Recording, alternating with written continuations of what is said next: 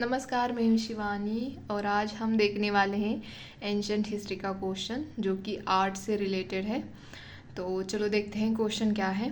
Question ये मैंने 4-5 दिन पहले शॉर्ट में अपलोड किया था कि आप लोगों ने देखा है नहीं देखा नहीं पता बट आप यहाँ पे देखिए, ठीक है। Highlight the central Asian and Greco Bactrian elements in the Gandhara art.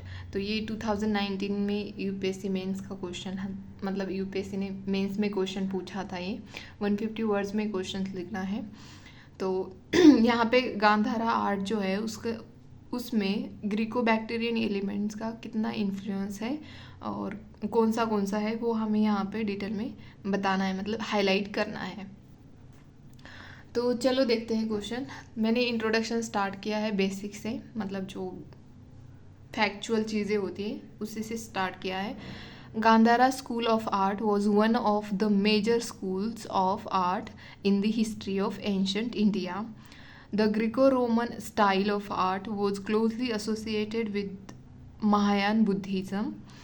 Gandhara art flourished from 1st century CE to 4th century CE in Afghanistan and northwestern India. मतलब यहाँ पे मैंने बेसिकली गांधारा जो आर्ट था उसके बारे में यहाँ पे मैंने डिटेल में बताया है कि वो कौन से स्टाइल का था। यहाँ पे ग्रीको रोमन स्टाइल का था और ये महायान बुद्धिज़्म से रिलेटेड था, मतलब एसोसिएटेड था।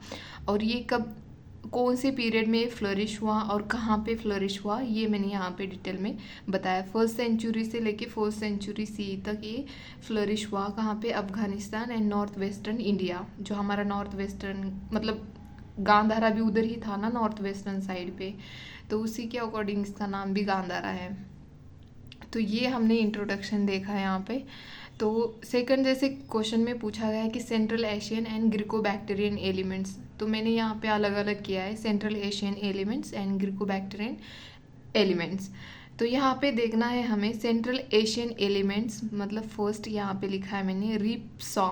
ये कटिंग टेक्निक थी जो कि सेंट्रल एशियन से मतलब यहाँ पे लाई गई थी नॉर्थ वेस्टर्न इंडिया में, ताकि जो फिगर जो होती थी, जो स्कल्पचर बनाया जाता था, उसको कटिंग करके उसको शेप अच्छे से देने के लिए ये टेक्निक यूज़ की जाती थी, रिप सॉ टेक्निक। आपको प्रीलिम्स के लिए भी याद रखना, शायद अगर पूछा जाए कि रिप सॉ क्या है, तो ये एक स्कल्पचर कटिंग टेक्निक है, ठीक है।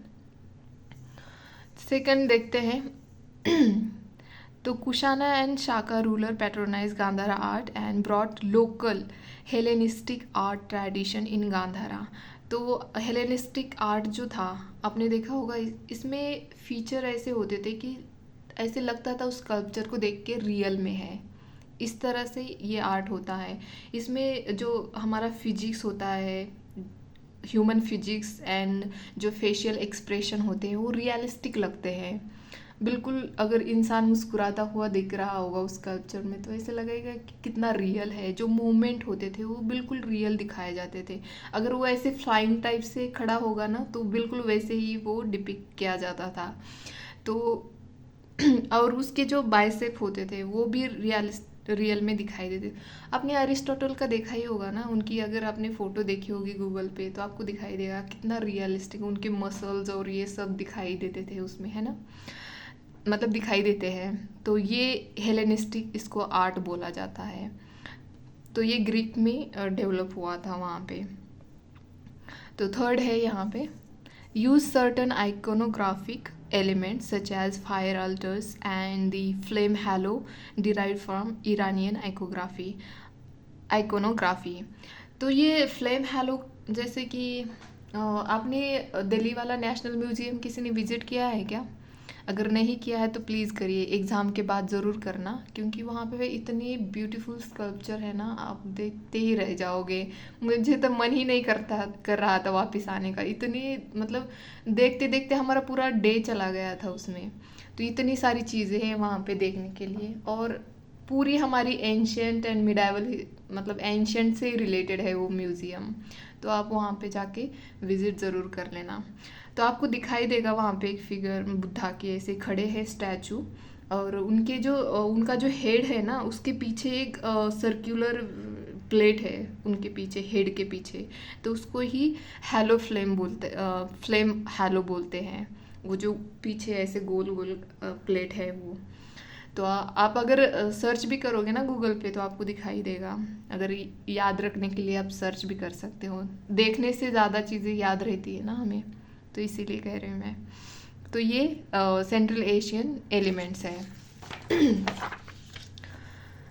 अब देखते हैं फोर्थ ये है central Asian clothing and head gear such as pointed cap और कोलपैक भी बोला जाता है इसको, worn by many figures and use animals such as horse, bull, ये सब यूज़ किए जाते थे फिगर में और स्कल्पचर में। जो हेड गियर होता है ना, आपको पता है अपने कॉलेज टाइम में एनसीसी एनएसएस किया ही होगा।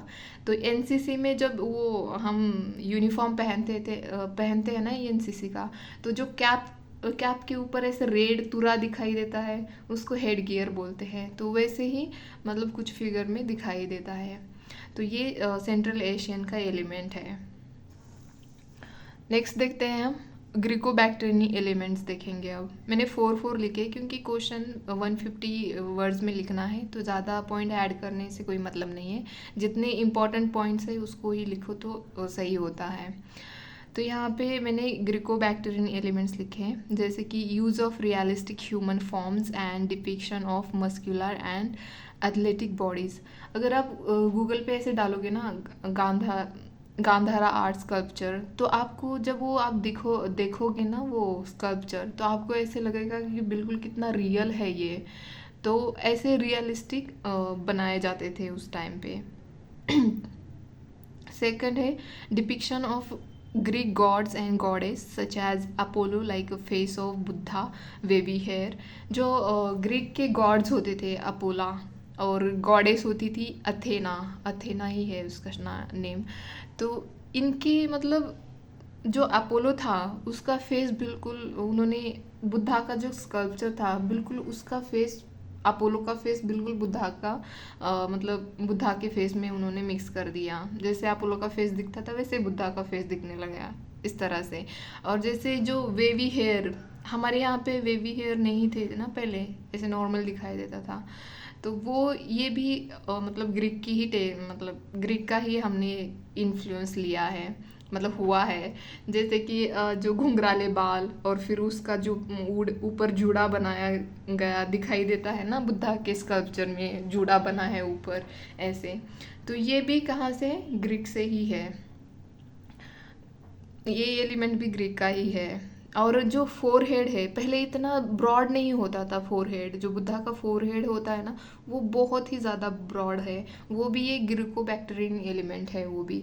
और जो एयरलोब होते हैं, मतलब जो कान की बालियाँ हम पहनते हैं ना, उसको एयरलोब बोलते हैं। मतलब जहाँ पे पहनते हैं वो एयरलोब होते हैं।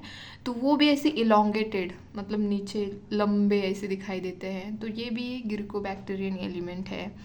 तो याद रख लेना आप, जब भी गांधारा आर्ट पे क्वेश्चन आएगा तो आप भूलोगे नहीं बिल्कुल भी। सही है। और ये जैसे कि अभी use Hellenistic tradition of representing movement and emotions in figure. तो मैंने जैसे अभी बताया था कि हेलेनिस्टिक जो आर्ट है वो क्या है। तो इसमें मतलब जो रियल इमोशंस मूवमेंट होती है हमारी, जो हमारा फिजिक्स होता है, मतलब हमारी बॉडी जो भी है, जैसे कि हमारे मतलब एनाटॉमी भी जैसे पेट की होती है ना, वो भी बिल्कुल वैसे ही डिपिक्ट करते थे। तो ये हेलेनिस्टिक आर्ट बोला जाता है इसको। और Greek Pantheon appears alongside statue of the Buddha. तो ये पैंथियन भी अपीयर हो गए थे बुद्धा की स्टैचू में। जैसे कि गांधारा वाले स्कल्पचर देखोगे तो आपको वो वहाँ पे दिखाई देंगे। तो लास्ट में मैंने क्वेश्चन कंक्लूड किया है, thus the Gandhara art is a unique blend of central Asian and Greco Bactrian elements, serve as a rich cultural exchange and show the artistic expressions. मतलब लास्ट में ये मैंने कंक्लूड कर दिया है। यहाँ पे जो भी क्वेश्चंस लिखा है उसके बेस पे यहाँ पे लास्ट में कंक्लूड किया है। तो आप भी ऐसे ही करें, जब भी आपको मतलब ज़्यादा नहीं करना होता है, 2-3 लाइन में भी कंक्लूड कर दो तो चलेगा, बट कंक्लूजन ज़रूर करना है। और स्ट्रक्चर ऐसे ही होना चाहिए। आप अगर आप टॉपर के भी देखोगे ना आंसर्स, तो आपको बिल्कुल ही आपका स्ट्रक्चर ऐसे ही दिखाई देगा। तो अगर कुछ भी आपको लगता है कि मुझे इम्प्रूव करने की ज़रूरत है तो आप मुझे कमेंट बॉक्स में बताइए, बिंदास बताइए, बिल्कुल हिचकिचाइए मत। मैं कोई बुरा वरा मानने वालों में से नहीं हूँ, क्योंकि अगर सीखने मिलता है ना तो सीख लेना चाहिए, ऐसा मेरा कहना है। तो आज के लिए इतना ही है क्वेश्चन डिस्कशन। अभी हम देखने वाले हैं Gandhara art, Mathura art and Amaravati art, क्योंकि ये प्रीलिम्स के लिए इम्पॉर्टेंट है, तो आपका रिवीजन भी हो जाएगा। तो इसीलिए मैंने सोचा कि यहाँ पे मैं ये डिस्कस कर लूँ, ठीक है। तो यहाँ पे मैंने इस तरह से किया है, शायद आपको दिखाई दे रहा होगा अच्छे से, कि मतलब मैंने यहाँ पे गांधारा लिखा है, मथुरा और अमरावती। तो पहले तो इनमें मटेरियल क्या यूज़ किया गया है।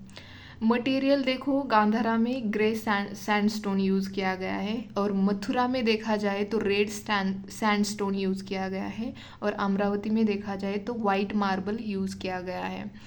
तो ये इम्पॉर्टेंट होता है, ये प्रीलिम्स के लिए इम्पॉर्टेंट है, इसीलिए मैंने सोचा कि इसी में ऐड कर देते हैं ताकि आपका भी आसानी से रिवीजन हो जाए। और इसको मैं टेलीग्राम चैनल पे अपलोड कर दूँगी ताकि आसान रहे। आप अपने हैंड राइटिंग में भी बना सकते हैं, कोई नहीं, 5 मिनट लगेंगे, ज़्यादा टाइम नहीं लगेगा। आप देख के अपने हैंड राइटिंग में बनाइए ताकि आपको लॉन्ग टाइम में याद रहेगा। और आउटसाइड इन्फ्लुएंस, मतलब जैसे कि गांधारा में अभी हमने क्वेश्चन में देखा था ग्रीको रोमन इन्फ्लुएंस है, और मथुरा और अमरावती जो है वो प्योरली इंडिजीनियस है, मतलब हमारे यहाँ पे ही बने हैं, कोई एडिशन किसी का हमने एलिमेंट कोई ऐड नहीं किया है उसमें।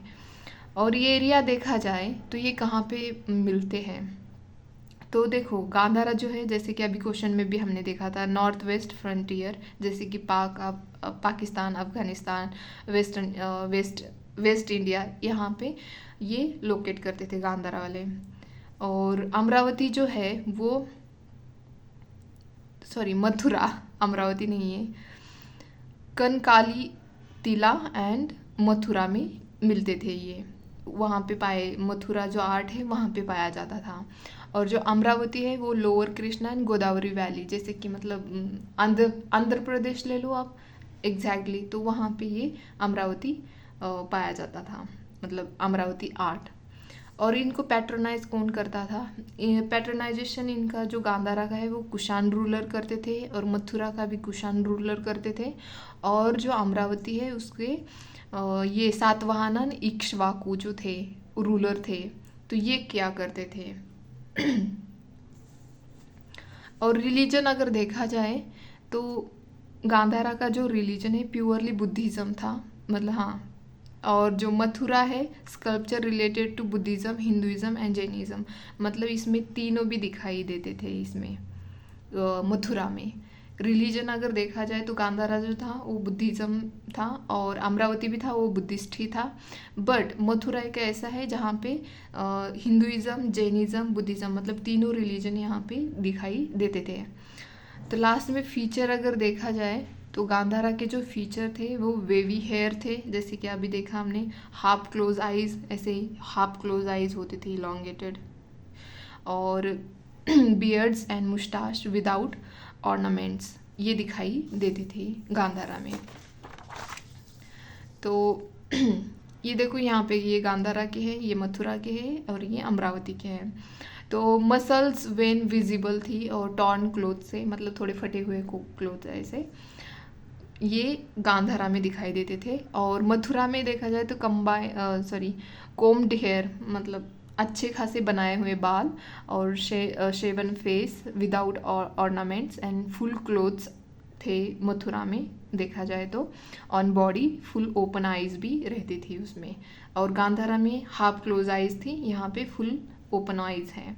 और जो अमरावती है, it was a panel sculpture made in different geometric shapes like a square, circle, etc. And inside the panel, many characters were drawn based on जातका कथा जो थी उसके ऊपर बेस थी, मतलब डिफरेंट जोमेट्रिकल शेप्स यूज़ किए जाते थे, स्क्वायर, सर्कल, ये सब अमरावती में यूज़ किया जाता था। तो और जो डिपिक्शन जो था उस स्कल्पचर का, तो वो मेनली बेस्ड ऑन जातका स्टोरीज। ओके, अब देखते हैं हम यहाँ पे Gandhara. Greek Romans features very tall sculpture, large forehead, large earlobe, broad shoulder, face from Greek god Apollo, use of robes as a address. जैसे कि मैंने अभी कहा था, ईयरलोब जो होते थे वो लार्ज होते थे, इलोंगेटेड होते थे, ब्रॉड शोल्डर्स होते थे, फोरहेड जो था मतलब माथा जो हमारा होता है वो लार्ज दिखाई देता था गांधारा आर्ट में, और स्कल्पचर जो होते थे वो टॉल होते थे. ठीक है. और अगर यहाँ पे मथुरा में देखा जाए तो sculpture of Jainism were in line with that of Buddhism, and but in Hinduism the sculpture of Vishnu and Shiva were made. मतलब जो हिंदुइज़्म के थे वो शिवा और विष्णु के स्कल्पचर बनाए जाते थे, और जो जैनिज़्म और ये बुद्धिज़्म थे वो इन लाइन थे. और जो विष्णु विथ आयुध, his weapon lord, okay, and Shiva in a linga a form representative. मतलब जैसे कि अगर आपने जो क्या बोलते हैं उसको, जो लिंग होते हैं ना, ऐसे शैविज्म में आपने देखा हो तो मतलब वो पिंड ही दिखाई देती है ना, जो लिंग होते थे बड़े, उसको हिंदी में ही पता नहीं क्या बोलते, लिंग ही बोलते होंगे, लिंग ही बोलते हैं शायद. तो उसका फॉर्म रिप्रेजेंट करता था. तो ये मथुरा में था. और अभी देखते हैं अमरावती वाला. इम्पोर्टेंट जातक कथा ऑफन डिस्प्लेड, ये तो हमने देखा है.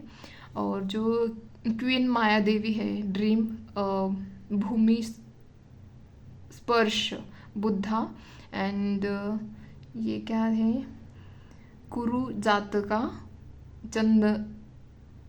छंदंता जातका, एंड ये विरूपन पंडित जातका है. ऐसे ये जातका स्टोरीज थी. ये क्वीन माया देवी जो थी वो जब क्या बोलते, गौतम बुद्धा उनके पेट में थे तो उनको ड्रीम्स आई थी. तो ये सब ये जातका स्टोरीज हैं, तो वो अमरावती में डिपिक्ट की गई है. तो और ये लास्ट में यहाँ पे ये हालू तो आपको पता है, मैंने बता ही दिया है. और ये थे अमरावती मथुरा के फीचर्स और एलिमेंट्स जो भी है. तो इसीलिए यहाँ पे रिवाइज होगा, इसीलिए मैंने लिया है यहाँ पे. तो होप कि आपको पसंद आए. अगर पसंद आता तो प्लीज़ लाइक शेयर सब्सक्राइब करें और टेलीग्राम चैनल ज़रूर ज्वाइन करें. ठीक है, आज के लिए इतना ही. धन्यवाद.